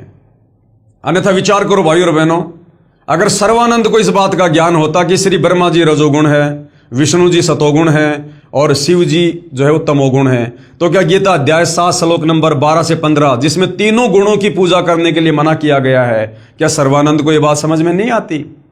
तो पूज्य गुरुदेव भगवान आप और हमें दृढ़ करने के लिए सर्वानंद की ओर से इस प्रकार की बातें यहां पर बता रहे हैं। बाकी आगे की जो बातें वो सर्वानंद ने जो कि त्यों कही, क्योंकि उसने यही सुन रखा था कि यही तीनों अजर अमर अर्थात अविनाशी हैं, सर्वेश्वर महेश्वर और मृत्युंजय हैं, इनके माता पिता कोई नहीं है। ये सारी बातें सर्वानंद ने जो कि त्यों कही।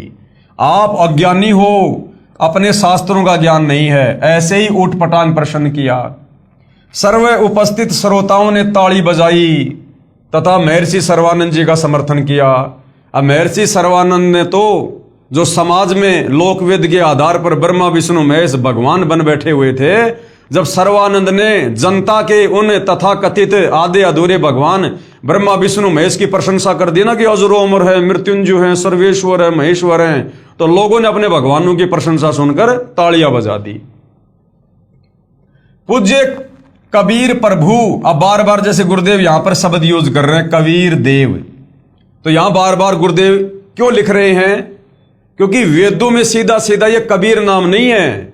वेदों में परमेश्वर का नाम कबीर देव, कबीर अग्नि, ताकि हमारे दिलो दिमाग में यह बात बैठ जाए कि वेदों में कबीर परमेश्वर को कबीर देव और कबीर अग्नि करके लिखा है। ताकि वेदों के श्लोक समझाते समय आप और हमें अच्छे से समझ में आ सकें। पूज्य कबीर प्रभु यानी जिनका वैदिक नाम है कबीर देव जी ने कहा कि महर्षि जी, आप श्री मद देवी भागवत पुराण के 3रे स्कंद तथा श्री शिव पुराण का 6ठा तथा 7वां रुद्र संहिता अध्याय प्रभु को साक्षी रखकर गीता जी पर हाथ रखकर पढ़िए तथा अनुवाद सुनाइए। अब महर्षि सर्वानंद जी ने पवित्र गीता जी पर हाथ रखकर शपथ ली कि सही सही सुनाऊंगा। अब महर्षि ने तो सोचा कि जो मैंने बोल दिया बस वही लिखा इन शास्त्रों में, क्योंकि ये लोग उनको पढ़ते कम थे और अपने गुरुओं से सुने सुनाई बातों को आगे ज्यादा प्रचारित किया करते थे। पवित्र पुराणों को प्रभु कबीर यानी कबीर देव जी के कहने पर पश्चात ध्यान पूर्वक पढ़ा।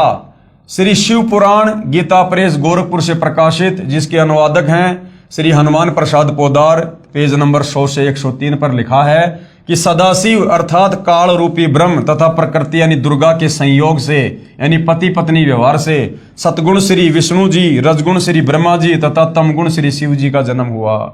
यही प्रकृति दुर्गा जो अष्टंगी कहलाती है, ये त्रिदेव जननी तीनों देवता ब्रह्मा विष्णु शिव की माता कहलाती है। अब भाई और बहनों, ये बातें भी शास्त्र को पढ़ने के बाद सर्वानंद को उसी समय समझ में आई जब प्रभु ने अपना आशीर्वाद दिया। प्रभु ने कहा कि ध्यान से पढ़, तो परमात्मा ध्यान केंद्रित करवाते हैं, अपना आशीर्वाद देते हैं। नहीं, वो सर्वानंद इन अध्यायों को तो दिन रात पढ़ा करता था। पवित्र श्री मद देवी पुराण गीता प्रेस गोरखपुर से प्रकाशित, अनुवादक श्री हनुमान प्रसाद पोदार तथा चिमनलाल गोस्वामी, 3रे स्कंद में पेज नंबर 114 से 123 तक में स्पष्ट वर्णन है कि भगवान विष्णु जी कह रहे हैं कि यह प्रकृति यानी दुर्गा हम तीनों ब्रह्मा विष्णु महेश की जननी यानी माता है। और मैंने इसे उस समय देखा था जब मैं छोटा सा बच्चा था। माता जी की स्तुति करते हुए श्री विष्णु जी ने कहा कि हे माता यानी हे माता दुर्गा, मैं यानी विष्णु ब्रह्मा तथा शिव तो नाशवान है, यानी हमारा तो जन्म और मरण होता है, हमारा तो आविर्भाव यानी जन्म तथा तिरोभाव यानी मृत्यु होती है। आप प्रकृति देवी हो। गीता अध्याय 14 श्लोक नंबर 3, 4, 5 में दुर्गा को प्रकृति भी कहा है।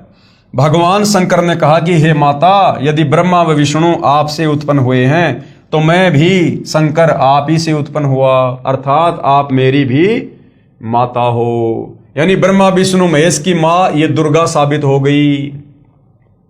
महर्षि सर्वानंद जी पहले सुने सुनाए अधूरे शास्त्र विरुद्ध ज्ञान लोकवेद के आधार पर तीनों ब्रह्मा विष्णु तथा शिव को अविनाशी व अजन्मा कहा करता था।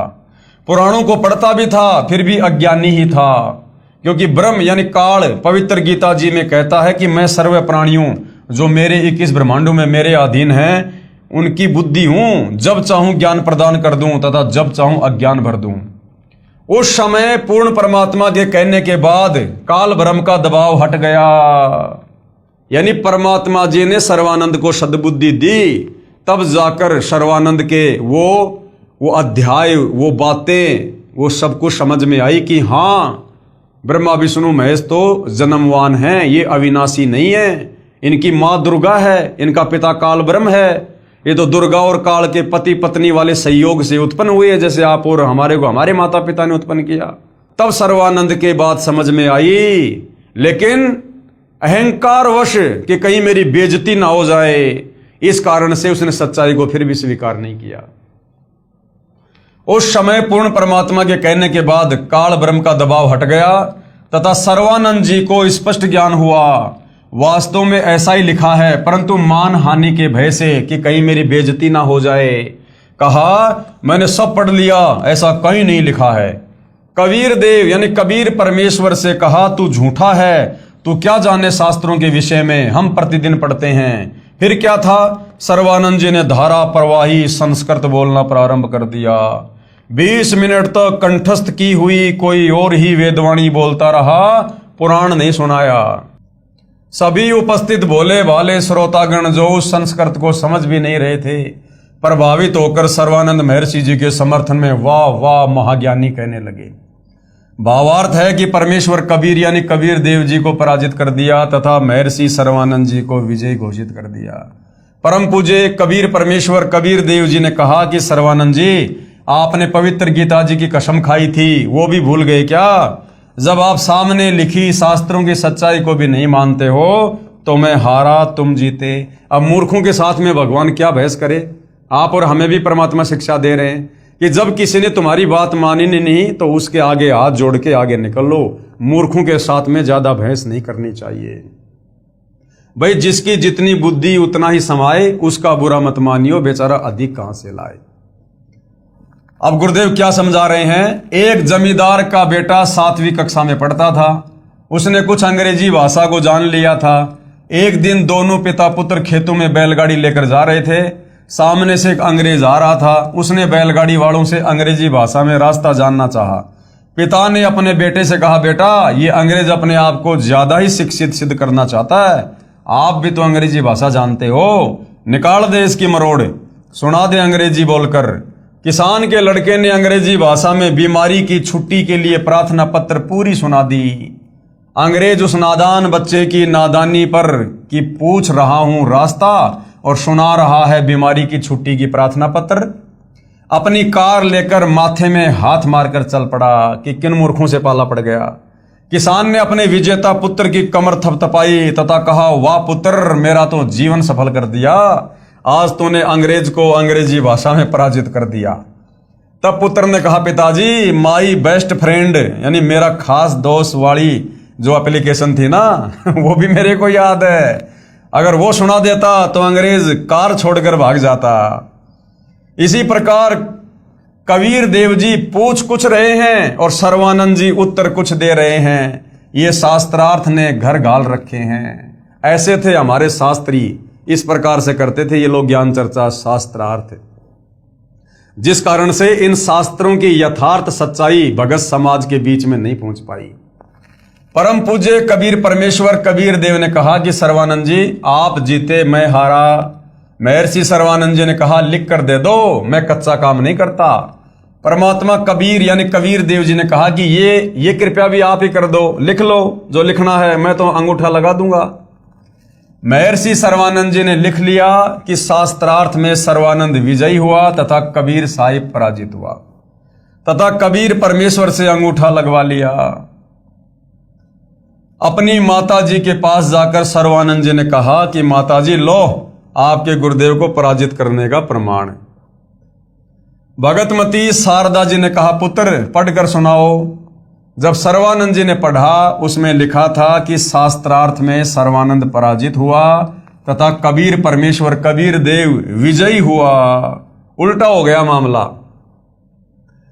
सर्वानंद जी की माता जी ने कहा, पुत्र आप तो कह रहे थे कि मैं विजयी हुआ, तू तो हार कर आया है। महर्षि सर्वानंद जी ने कहा, माता जी मैं कई दिनों से लगातार शास्त्रार्थ में व्यस्त था, इसलिए निंद्रावश होकर मुझसे लिखने में गलती हो गई। फिर जाता हूं तथा सही लिख कर लाऊंगा। माता जी ने शर्त रखी थी कि विजयी होने का कोई लिखित प्रमाण देगा तो मैं मानूंगी, मौखिक नहीं। महर्षि सर्वानंद जी दोबारा गए तथा कहा कि कबीर साहब मेरे लिखने में कुछ गलती रह गई है, दोबारा लिखना पड़ेगा। साहिब कबीर जी ने कहा कि फिर लिख लो। सर्वानंद जी ने फिर लिखकर अंगूठा लगवाकर माता जी के पास आया तो फिर उल्टी बात हो गई। कहना चाह रहा था कि मैं विजयी हो गया और मुंह से बोला जा रहा है उसमें लिखा हुआ है कि सर्वानंद पराजित हुआ और कबीर साहिब विजयी हुए। कहा, माता जी मैं फिर जाता हूं। तीसरी बार लिख कर लाया तथा मकान में प्रवेश करने से पहले पढ़ा, ठीक लिखा था। सर्वानंद जी ने उस लेख से दृष्टि नहीं हटाई, यानी उस कागज पे निगाहें टिका के रखी कि हो क्या जाता है, तथा चलकर अपने मकान में प्रवेश करता हुआ कहने लगा कि माताजी सुनाओ, नजर कागज पर और कह रहा कि माताजी सुनाओ। ये कहकर पढ़ने लगा तो उसकी आंखों के सामने अक्षर बदल गए। तीसरी बार फिर यही प्रमाण लिखा गया कि शास्त्रार्थ में सर्वानंद पराजित यानी हार गया तथा कबीर साहिब विजयी हुए। सर्वानंद बोल नहीं पाया, आंखों के सामने अक्षर उछल उछल कर दूसरी जगह सेट हो रहे हैं। तब माताजी ने कहा, पुत्र बोलता क्यों नहीं, पढ़कर सुना क्या लिखा है। माता जानती थी कि नादान पुत्र पहाड़ से टकराने जा रहा है। माताजी ने सर्वानंद जी से कहा कि पुत्र परमेश्वर आए हैं, अरे भगवान आया हुआ है, जाकर चरणों में गिरकर अपनी गलती की क्षमा याचना कर ले। तथा उपदेश लेकर अपना जीवन सफल कर ले। सर्वानंद जी अपनी माता जी के चरणों में गिरकर रोने लगा तथा कहा, माता जी ये तो स्वयं भगवान आए हैं, आप मेरे साथ चलो, मुझे शर्म लगती है क्योंकि मैंने वाद विवाद बहुत ज्यादा कर दिया उनके साथ। सर्वानंद जी की माता अपने पुत्र को साथ लेकर भगवान कबीर के पास गई तथा सर्वानंद जी को भी कबीर परमेश्वर से उपदेश दिलाया। तब उस महर्षि कहलाने वाले नादान प्राणी का पूर्ण परमात्मा के चरणों में आने से ही उद्धार हुआ। पूर्ण ब्रह्म कबीर परमेश्वर कबीर देव ने कहा, सर्वानंद आपने अक्षर ज्ञान के आधार पर भी शास्त्रों को नहीं समझा, क्योंकि मेरी शरण में आए बिना ब्रह्म यानी ये काल किसी की बुद्धि को पूर्ण विकसित नहीं होने देता। अब फिर पढ़ो इन्हीं पवित्र वेदों व पवित्र गीता जी तथा पवित्र पुराणों को। अब आप ब्राह्मण हो गए हो। ब्राह्मण सोई जो ब्रह्म पहचाने, विद्वान वही है जो पूर्ण परमात्मा को पहचान ले, फिर अपना कल्याण करवाए।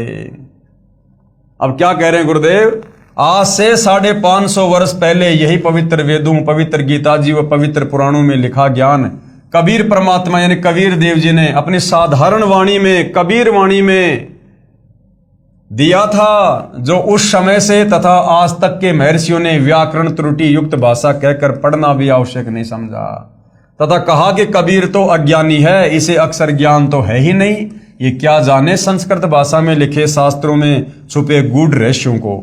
हम विद्वान हैं, जो हम कहते हैं वह सब शास्त्रों में लिखा है, तथा श्री ब्रह्मा जी, श्री विष्णु जी व श्री शिव जी के कोई माता पिता नहीं है। ये तो अजन्मा, अजर, अमर, अविनाशी तथा सर्वेश्वर महेश्वर मृत्युंजय हैं, सर्व सृष्टि रचनहार हैं और तीनों गुण युक्त हैं। आदि आदि व्याख्या ठोक कर अभी तक कहते रहे।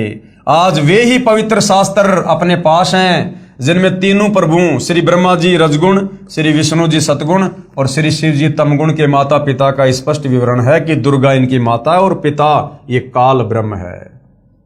उस समय अपने पूर्वज अशिक्षित थे तथा शिक्षित वर्ग को शास्त्रों का पूर्ण ज्ञान नहीं था, फिर भी कबीर परमेश्वर यानी कबीर देव के द्वारा बताए सतज्ञान को जानबूझकर झुठला दिया कि कबीर झूठ कह रहा है। किसी शास्त्र में नहीं लिखा है कि श्री ब्रह्मा जी, श्री विष्णु जी व श्री शिव जी के कोई माता पिता हैं, क्योंकि गुरुदेव कह रहे हैं कि मेरी शरण में आए बिना आप कितने बड़े संस्कृत के विद्वान हैं, आप इन शास्त्रों में लिखी सच्चाई को भी नहीं समझ सकते। तुम्हारा रिमोट तत्वदर्शी संत की शरण में आए बिना काल के हाथ में है। जबकि पवित्र पुराण साक्षी हैं कि श्री ब्रह्मा जी, श्री विष्णु जी तथा श्री शिव जी का जन्म और मृत्यु होता है, ये अविनाशी नहीं है, तथा इन तीनों देवताओं की माता ये प्रकृति यानी दुर्गा है तथा इनका पिता ज्योति निरंजन यानी काल रूपी ब्रह्म है। आज सर्व समाज, बहन भाई, बालक व जवान तथा बुजुर्ग, बेटे तथा बेटी शिक्षित हैं। आज कोई ये नहीं बहका सकता कि शास्त्रों में ऐसा नहीं लिखा, जैसा कबीर परमेश्वर कबीर देव कबीर साहिब जी की अमृतवाणी में लिखा है। अमृतवाणी पूज्य कबीर परमेश्वर कबीर देव की क्या कहा करते थे परमात्मा 650 साल पहले सृष्टि रचना को सुनाकर, ब्रह्मा विष्णु महेश की जन्म और मृत्यु के बारे में, इनके माता पिता के बारे में। धर्मदास यह जग बोराना, कोई न जाने पद निर्वाणा, अब मैं तुमसे कहूं चिताई, त्रिदेवन की उत्पत्ति भाई। त्रिदेवन यानी ब्रह्मा विष्णु महेश की उत्पत्ति। ज्ञानी सुने सो हृदय लगाई, मूर्ख सुने तो गम ना पाई। माँ अष्टंगी पिता निरंजन, वे जम दारुण वंशन अंजन। माँ अष्टंगी पिता निरंजन, अष्टंगी यानी 8 हाथ वाली, ये दुर्गा ब्रह्मा विष्णु महेश की माँ है और इनका पिता कौन है, ये ज्योति निरंजन काल रूपी ब्रह्म। पहले कीन निरंजन राई, पीछे से माया उपजाई। पहले परमात्मा ने अंडे से इस निरंजन यानी ज्योति निरंजन काल ब्रह्म की उत्पत्ति की और पीछे फिर हम सभी आत्माओं को परमात्मा ने उत्पन्न किया। धर्म राय की न्या भोग विलासा, माया को रही तब आशा। 3 पुत्र अष्टंगी जाए, ब्रह्मा विष्णु शिव नाम धराए। 3 देव विस्तार चलाए, इनमें ये जग धोखा खाए। यानी तीनों देवताओं के माध्यम से एक ब्रह्मांड में 3 लोक की सृष्टि ये काल बलि अपने तीनों पुत्रों को एक एक गुण से युक्त करके चला रहा है, और इन्हीं तीनों देवताओं के धोखे में पूरा ये प्राणी समुदाय उलझा हुआ है, कर्म कांड वाले धोखे में। यानी सबको कर्म बंधन में बांध रखा काल ने अपने तीनों पुत्रों के माध्यम से। 3 लोक अपने सुत दीन्या, सुन निरंजन बासालीन्या।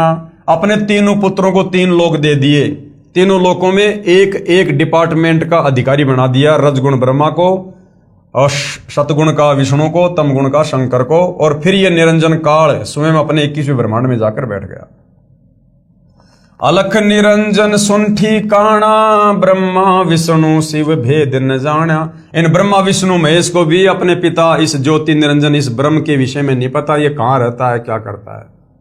अलख निरंजन बड़ा बटपारा, ये बड़ा ठग है काल। 3 लोक जीव कीन आहारा, और तीनों लोकों में प्रतिदिन 1 लाख मानव शरीरधारी आत्माओं के सूक्ष्म शरीर को तपस्या पे भून भून के खाता है। ब्रह्मा विष्णु शिव नहीं बचाए, सकल खाए पुन धूर उड़ाए। ब्रह्मा विष्णु महेश को भी नहीं छोड़ता ये। जब इनके पद समाप्त हो जाते हैं फिर ये कर्म आधार से लक 84 में जाते हैं। फिर कभी इनको मनुष्य जन्म मिलता है, और मनुष्य जन्म में यदि इनको तत्वदर्शी संत नहीं मिला तो ये भी तपस्या पर इसी प्रकार से जाएंगे और काल इनको भी खाएगा। तिनके सुत हैं तीनों देवा, आंधर जीव करत हैं सेवा। तिनके सुत है तीनों देवा, ये दुर्गा और काल के बेटे हैं, तीनों देवता ब्रह्मा विष्णु महेश। और आंधर जीव यानी ये अंधे ज्ञानहीन प्राणी इन्हीं की पूजा करते हैं। गीता अध्याय 7 श्लोक नंबर 12 से 15 कि जिनकी बुद्धि ब्रह्मा विष्णु महेश तक सीमित है, जो इससे ऊपर और किसी को पूजना नहीं चाहते, वे राक्षस स्वभाव को धारण किए हुए मनुष्यों में नीच दूषित कर्म करने वाले मूर्ख। ये गीता ज्ञानदाता इनका पिता कहता कि मेरी भी भक्ति ना करते। तो परमात्मा 650 साल पहले कहा करते थे कि आंधर जीव करत हैं सेवा। जिनको तत्व ज्ञान नहीं, जिनको शास्त्रों का ज्ञान नहीं, वो ज्ञानहीन नेत्रहीन लोग और ब्रह्मा विष्णु महेश को ही भगवान मानकर पूजते हैं। तीनों देव और अवतारा, ताको भजे सकल संसारा। ये पूरा संसार 3 लोक के प्राणी इन तीनों देवता ब्रह्मा विष्णु महेश को और इन्हीं देवी देवताओं को भगवान मानकर पूज रहे हैं तत्व ज्ञान के अभाव में।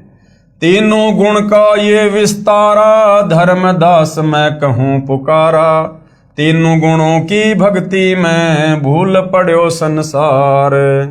और कहे कबीर निज नाम बिन कैसे उतरो, और निज नाम कहां मिलेगा? तत्वदर्शी संत के पास मिलेगा, जो स्वयं कबीर परमात्मा ही बनकर आते हैं। उपरोक्त अमृतवाणी में परमेश्वर कबीर साहिब जी अपने निजी सेवक श्री धर्मदास साहिब जी को कह रहे हैं कि धर्मदास ये सर्व संसार तत्व ज्ञान के अभाव से विचलित है। किसी को पूर्ण मोक्ष मार्ग तथा पूर्ण सृष्टि रचना का ज्ञान नहीं। कल के वीडियो में हमने देखा ब्रह्मा विष्णु महेश को भी एक ब्रह्मांड का पूरा ज्ञान नहीं है। अब बताओ सारी सृष्टि की रचना का ज्ञान भला फिर किसको? काल गीता में कहता कि अर्जुन यहां विचार काल में मैं भी तुझे समस्त सृष्टि की रचना का ज्ञान नहीं बता सकता, मुझे भी इसके आदि और अंत का नहीं पता। अर्थात गीता ज्ञानदाता काल ब्रह्म 21 ब्रह्मांड का स्वामी, इसको भी सृष्टि रचना का कंप्लीट ज्ञान नहीं। तो आज भाइयों और बहनों, यदि सतगुरु रामपाल जी हमें कंप्लीट सृष्टि रचना सुना रहे हैं और इन सभी धर्मशास्त्रों से प्रमाणित कर रहे हैं, तो भाइयों और बहनों ये कॉमन सेंस की बात है कि सतगुरु रामपाल जी कौन है। 21 ब्रह्मांड के कोई प्राणी नहीं है। जब 21 ब्रह्मांड के भगवान काल ब्रह्म को भी ज्ञान नहीं सृष्टि रचना का, तो इसके अधीन प्राणियों को कहां होगा? तो फिर सतगुरु रामपाल जी कौन है जो 21 ब्रह्मांड में आके कंप्लीट ज्ञान दे रहे हैं, जो काल को भी नहीं है? तो ये स्वयं कबीर परमात्मा है, कबीर भगवान है। इसलिए मैं आपको मेरे द्वारा रची सृष्टि की कथा सुनाता हूं। बुद्धिमान व्यक्ति तो तुरंत समझ जाएंगे, परंतु जो सर्व परमाणु को देखकर भी नहीं मानेंगे तो वे नादान प्राणी काल प्रभाव से प्रभावित है, वे भक्ति योग्य नहीं है। अब मैं बताता हूं तीनों भगवानों ब्रह्मा जी, विष्णु जी तथा शिव जी की उत्पत्ति कैसे हुई, यानी इनका जन्म कैसे हुआ। इनकी माता जी तो अष्टंगी यानी दुर्गा है तथा पिता ज्योति निरंजन यानी ब्रह्म काल है। पहले ब्रह्म की उत्पत्ति अंडे से हुई, फिर दुर्गा की उत्पत्ति हुई। दुर्गा के रूप पर आसक्त होकर काल ब्रह्म ने गलती की, छेड़छाड़ की, तब दुर्गा यानी प्रकृति ने इसके पेट में शरण ली। मैं वहां गया जहां ज्योति निरंजन काल था, तब भवानी को ब्रह्म के उदर से यानी काल के पेट से निकालकर 21 ब्रह्मांड समेत 16 संकोश की दूरी पर भेज दिया। ये सृष्टि रचना को समझना बहुत जरूरी है। जब तक सृष्टि रचना को नहीं समझेंगे हमें शास्त्र समझ में नहीं आएंगे। ज्योति निरंजन ने प्रकृति देवी यानी दुर्गा के साथ भोग विलास किया। इन दोनों के संयोग से तीनों गुणों श्री ब्रह्मा जी, श्री विष्णु जी तथा श्री शिव जी की उत्पत्ति हुई। इन्हीं तीनों गुणों रजगुण ब्रह्मा जी, सतगुण विष्णु जी, तमगुण शिव जी की ही साधना करके सभी प्राणी काल जाल में फंसे हैं। जब तक वास्तविक मंत्र नहीं मिलेगा पूर्ण मोक्ष कैसे होगा। तो भाई और बहनों, पूज्य गुरुदेव भगवान ने अपनी पवित्र पुस्तक ज्ञान गंगा में सर्व धर्म शास्त्रों का निष्कर्ष निकालकर नींबू की तरह निचोड़कर, जैसे होता ना कि ये गन्ने का जूस बनाने वाले होते हैं और किस प्रकार से उस गन्ने को बार बार तोड़ के मरोड़ के मशीन में दे दे के उसका सारा जूस निकाल लेते हैं और जो वो कचरा होता है उसको फेंक देते हैं। उस कचरे में एक टपका भी आपको रस नहीं मिलेगा कि कोई चींटी भी उसको अपना भोजन बना ले। इसी प्रकार सतगुरु रामपाल जी ने गन्ने के छिलकों की तरह इन धर्म शास्त्रों का जो निष्कर्ष है, जो निचोड़ है, जो सार है, वो अपने सत्संगों में डाल दिया, अपने द्वारा लिखित ज्ञान गंगा जैसी पवित्र पुस्तकों में डाल दिया। अब इन पुस्तकों को पढ़े बिना, पूज्य गुरुदेव भगवान परमेश्वर रामपाल जी के सत्संगों को सुने बिना, और ये सुनने पड़ेंगे भाई और बहनों धैर्य के साथ, निष्पक्ष भाव से। आप भूल जाओ कि सतगुरु रामपाल जी के लिए लोग क्या कह रहे हैं, धर्मगुरु क्या कह रहे हैं, सतगुरु रामपाल जी किस जाति में हैं, किस धर्म में हैं, वो पढ़े लिखे हैं या नहीं है। भूल जाओ आप इन बातों को। ये परमात्मा के ऊपर कोई बात लागू नहीं होती है। परमात्मा सर्वज्ञ है, सर्वेश्वर है, महेश्वर है। उन्हें पढ़ने लिखने की जरूरत नहीं है। उन्हें किसी की भाषा समझने के लिए, किसी के मन की बात समझने के लिए उन्होंने कोई पढ़ाई लिखाई करने की जरूरत नहीं है। जिस परमेश्वर ने सर्व सृष्टि की रचना की है, सर्व प्राणियों की उत्पत्ति की है, 184 योनि में सर्व जीव जंतुओं की, पशु पक्षियों की उत्पत्ति की है, वो परमेश्वर तो उन पशु पक्षियों के मन की बात को भी जानता है, उनकी भाषा को भी समझता है। कहते हैं चींटी पायल बाजे पैर, साहिब सुनता है सब लहर। अंतर्यामी एक तुम आत्म के आधार, जो तुम छोड़ो हाथ तो मैं कौन उतारे पार। तो भाई और बहनों, जब तक हम सतगुरु रामपाल जी के सत्संगों को निष्पक्ष होकर नहीं सुनेंगे या उनके द्वारा लिखित पुस्तकों को धैर्य से नहीं पढ़ेंगे, हम इस अनमोल मनुष्य जीवन को बर्बाद करके चले जाएंगे। और एक बार यदि ये मनुष्य जीवन हाथ से छूट गया, फिर हमारे हाथ में कुछ नहीं है। फिर हम काल के रिमोट से चलेंगे, हम फिर काल के अधीन हैं। और एक बार ये काल मनुष्य जन्म छूटते ही तुरंत सीधा 184 योनि में डालेगा। उसके बाद ये निश्चित हो जाता है काल कि अब 184 योनि में अब ये तत्वदर्शी संत की शरण में आने योग्य नहीं है। अब ये यहां से पार होने योग्य नहीं है, क्योंकि अब ये 184 योनि में चला गया लंबे समय के लिए कर्मदंड भोगने हेतु। और गधे कुत्ते सुअर को कितना ही समझाओ, कितना ही पढ़ाओ, उनकी समझ में नहीं आने वाला भक्ति और भगवान के विषय में। तो भाई और बहनों, ये जो काल है ये पैनी नजर रखकर इन जीवों पर इस समय विशेष तौर पर बैठा है, क्योंकि वर्तमान समय कलयुग की पिछली पीढ़ी का समय है। इस काल को भली भांति पता है कि मैंने ही कबीर परमात्मा जी से वचन लिया था कि 3 युगों में कम लेके जाना, चौथे युग कलयुग में जितने मर्जी ले जाना। तो इसको पता है कि वो परमात्मा इस समय धरती पर आएगा और इन जीव आत्माओं को तत्व ज्ञान देकर, सृष्टि रचना बताकर, धर्मशास्त्रों की सच्चाई बताकर जो मैंने छुपा दी है, जो मैंने अज्ञान प्रचार मेरे काल दूतों के माध्यम से, महर्षियों के माध्यम से, शंकराचार्यों के माध्यम से मैंने करवा रखा है, उस अज्ञान का नाश अपने तत्व ज्ञान से करके अपनी आत्माओं को समझाकर सतलोक ले जाएगा। मेरा भोजन यहां से निकाल कर ले जाएगा। तो अब इसको विशेष चिंता बनी हुई है। तो अब ये अज्ञान फैलाने की कोशिश करेगा। इसने पूरा काम सेट कर दिया। इसने दुनिया भर के धर्म बना दिए। आप और हम इंसानों को जातियों में बांट दिया। अरे जबकि गधे की कोई जाति नहीं, कुत्ते की कोई जाति नहीं, अन्य जानवरों की कोई जाति नहीं, उनमें कोई धर्म नहीं, उनमें कोई समुदाय नहीं, और हम इंसानों को जातियों में बांट दिया, धर्मों में बांट दिया। अलग अलग हमारी जो है किताबें बनवा दी।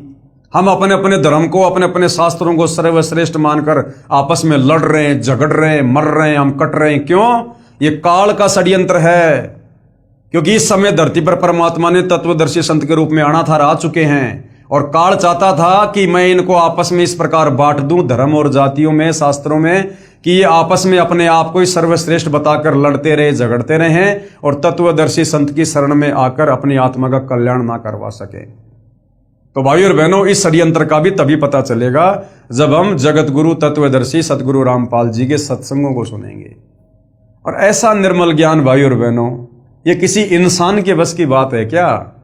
इंसान तो इनको 10 बार इनको पढ़कर भी नहीं समझ सकता।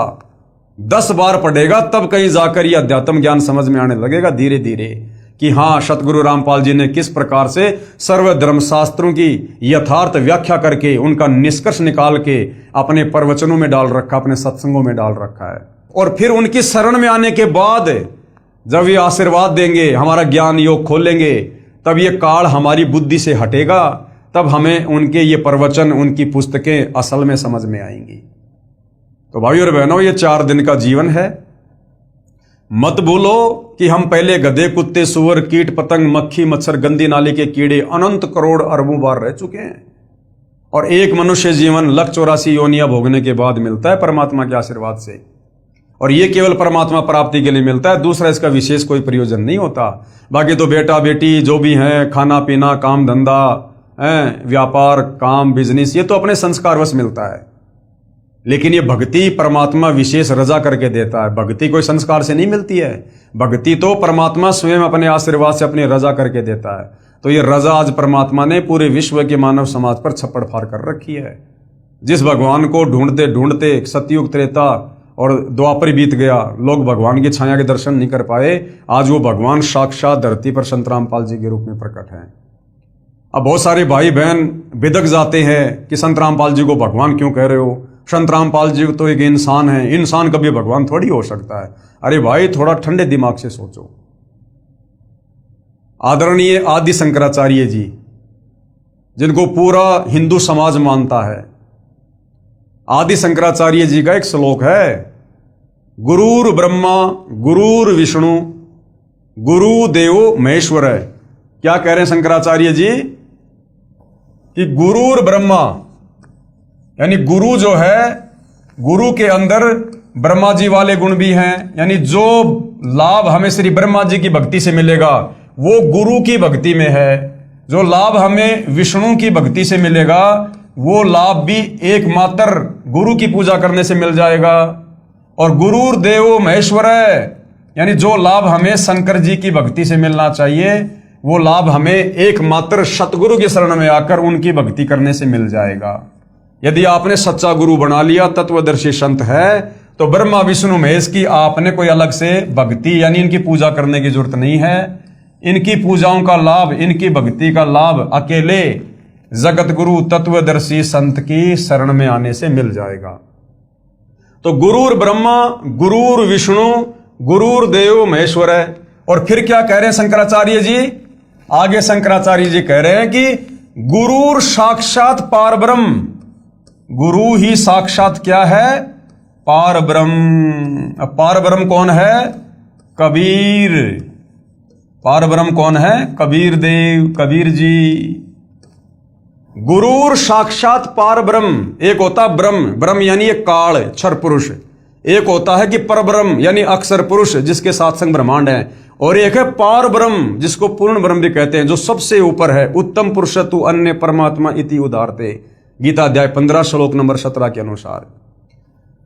तो पार ब्रह्म की भूमिका भी कौन निभाता है? गुरु। गुरु ब्रह्मा गुरु विष्णु गुरुर देव महेश्वर है। गुरु ही साक्षात पार ब्रह्म। और तस्मै श्री गुरुवे नमः, यानी गुरु ही पार ब्रह्म यानी भगवान की, कबीर की, सारी सृष्टि के मालिक की भूमिका निभाता है। अब गुरु कौन है?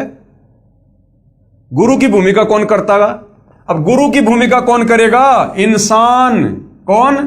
गुरु की भूमिका कौन करता है? इंसान। अरे शंकराचार्य भी तो एक गुरु थे। क्या थे वो? इंसान।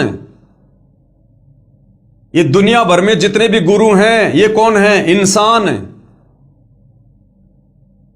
तो वो परमात्मा इंसान नहीं होता, लेकिन वो इंसान की भूमिका करता है, इंसान बनकर लीला करता है, आप और हम तक अपना ज्ञान समझाने के लिए।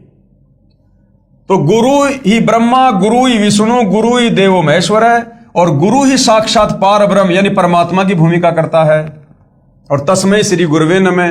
तो गुरु आएगा तो कैसा दिखेगा? इंसान जैसा दिखाई देगा, क्योंकि ज्ञान देने के लिए भगवान ने गुरु बनना पड़ता है। गुरु बिन ज्ञान नहीं।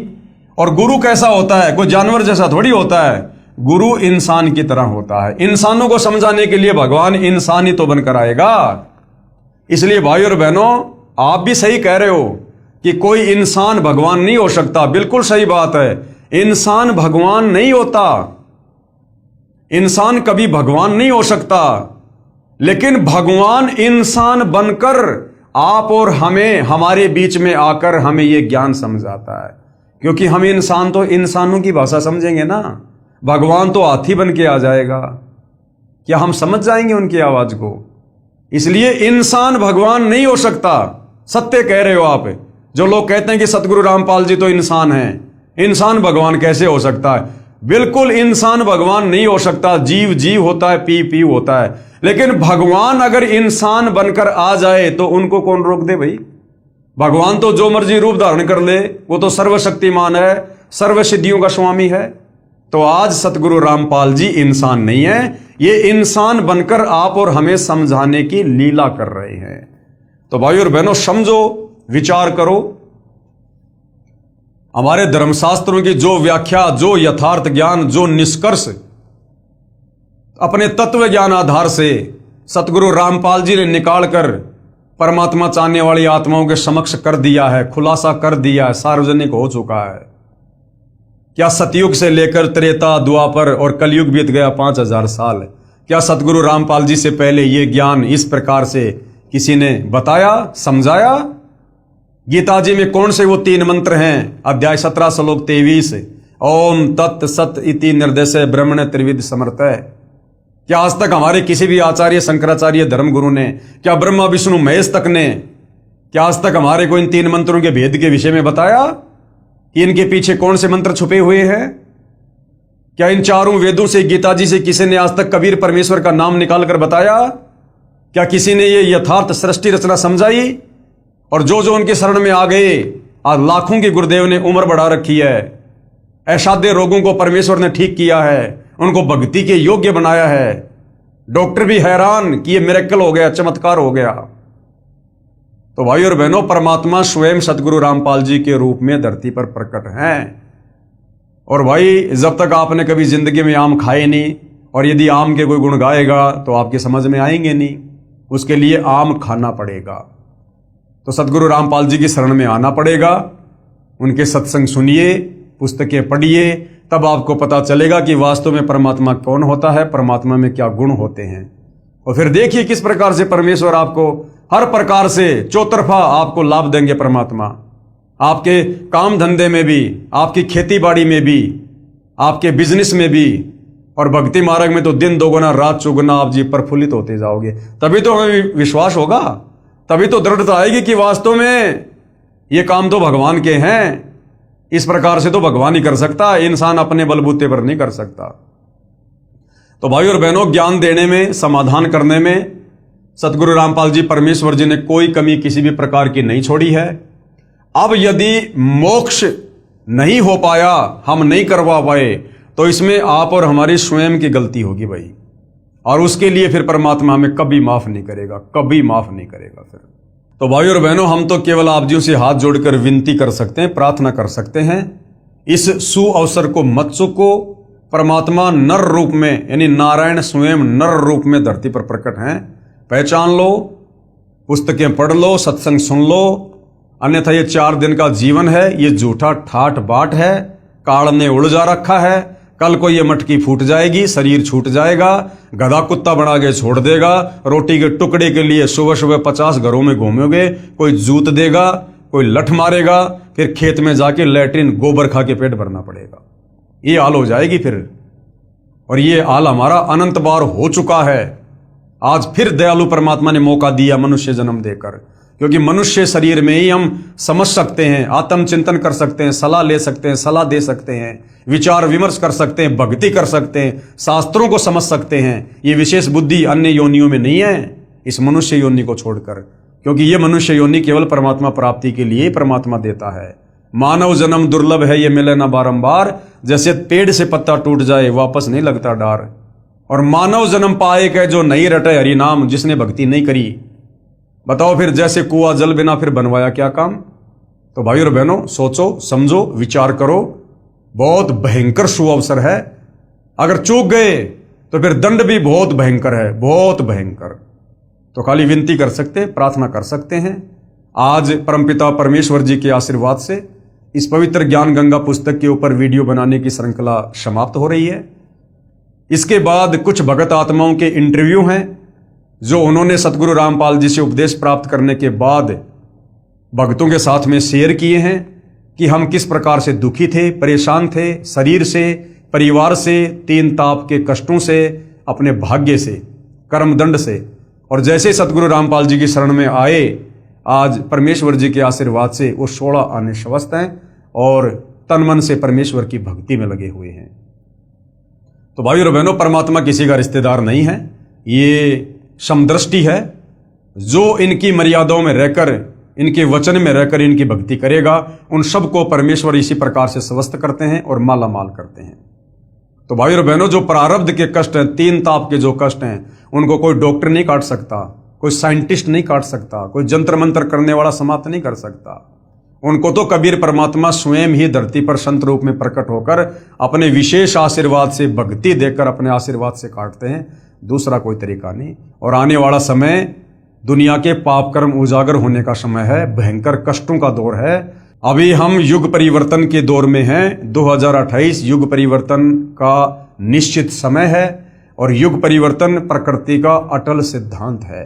और समय रहते यदि हम सतगुरु रामपाल जी की शरण में नहीं आए तो आने वाले समय में भयंकर रूप से पीड़ाओं के साथ अपना प्रारब्ध भोगेंगे, कोई बचा नहीं पाएगा फिर। और जितना लेट सतगुरु रामपाल जी की शरण में आओगे, उतनी लेट उस दरबार में फिर आपकी सुनवाई होगी, उतनी ही लेट। तो समझदार को संकेत ही काफी होता है। तो भाई और बहनों, कल हम गुरुदेव भगवान के आशीर्वाद से फिर सेवा में हाजिर होंगे और उन तमाम भगत भाई बहनों के इंटरव्यू हम पढ़ेंगे जो परमेश्वर की शरण में आने से पहले महादुखी थे और गुरुदेव की शरण में आने के बाद किस प्रकार से वो घर आज खुशी से झूम रहे हैं। साथ में परमात्मा मिल गया, भक्ति मिल गई और आत्म कल्याण के मार्ग पर लगे हुए हैं। तो आज के वीडियो में केवल इतना ही। पूज्य गुरुदेव भगवान हम सबको आज्ञा दें, आशीर्वाद दें, सद्बुद्धि दें, हमारा मार्गदर्शन करें, हमें भ्रमने भटकने से बचाएं। बंदी छोड़ सतगुरु रामपाल जी परमेश्वर जी की जय हो।